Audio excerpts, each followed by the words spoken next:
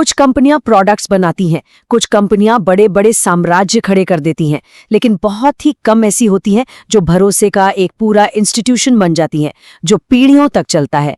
आज हम एक ऐसी ही कहानी को समझने की कोशिश करेंगे। सोचिए, जब हम टाटा का नाम सुनते हैं तो दिमाग में सिर्फ स्टील, कारें या नमक नहीं आता। दिमाग में आता है एक विश्वास, एक भरोसा जो 150 सालों में बना है और जो आज भारतीय परिवारों की जिंदगी का एक हिस्सा बन चुका है। तो सवाल ये है कि ये भरोसा जो शायद उनकी सबसे बड़ी दौलत है, आखिर बना कैसे?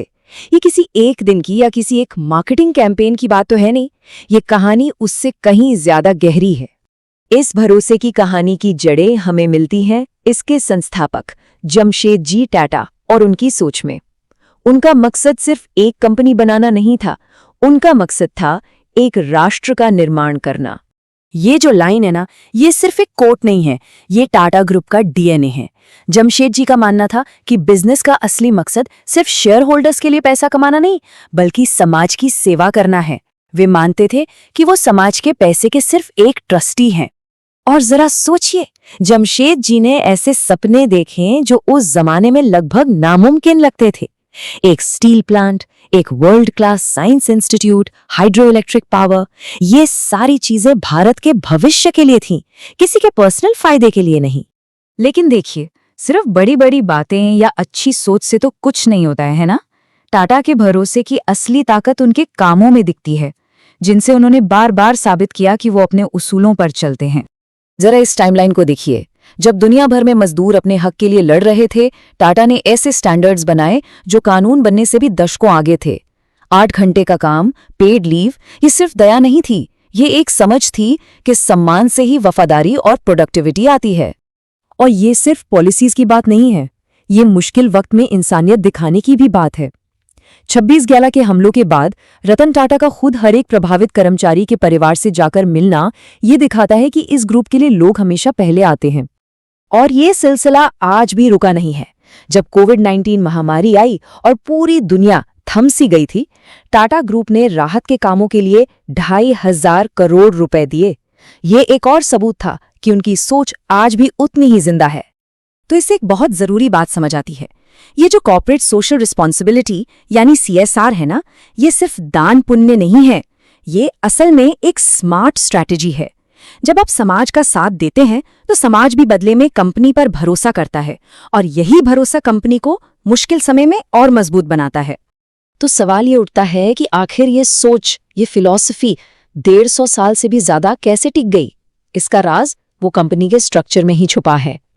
ये देखिए, यही है वो सीक्रेट। जो होल्डिंग कंपनी है टाटा सन्स, उसका 66% हिस्सा चैरिटेबल ट्रस्ट्स का है। इसका सीधा सा मतलब ये है कि ज्यादातर मुनाफा वापस समाज के पास ही जाता है। ये कोई चॉइस नहीं है, ये सिस्टम में ही बना हुआ है। और इस स्ट्रक्चर का असर बहुत गहरा है। ये टाटा को हर 3 महीने के नतीजों वाले प्रेशर से आजाद कर देता है, जिसमें ज्यादातर कंपनियां फंसी रहती हैं। वे दशकों आगे की सोच सकते हैं और अपने कर्मचारियों और समाज को शेयर होल्डर्स के शॉर्ट टर्म फायदे से ऊपर रख सकते हैं। तो ये सब मिलकर क्या बनता है?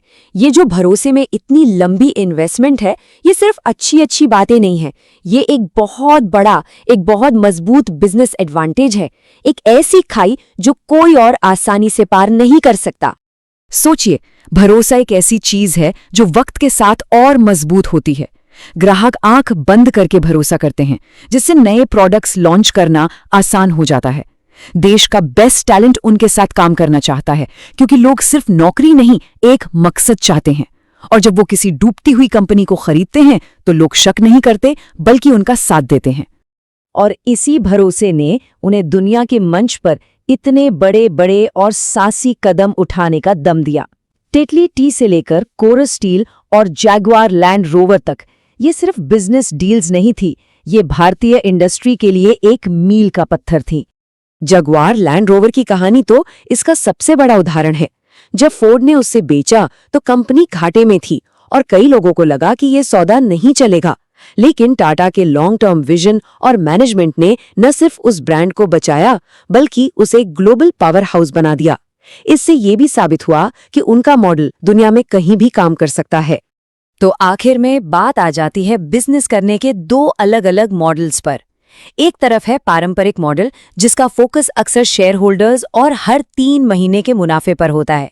दूसरी तरफ है टाटा मॉडल, जो समाज और लॉन्ग टर्म प्रतिष्ठा पर ध्यान देता है, ये मानते हुए कि अगर ये सही रहा तो पैसा तो अपने आप आएगा ही। और ये सब हमें एक आखिरी बहुत दिलचस्प सवाल पर लाकर छोड़ देता है।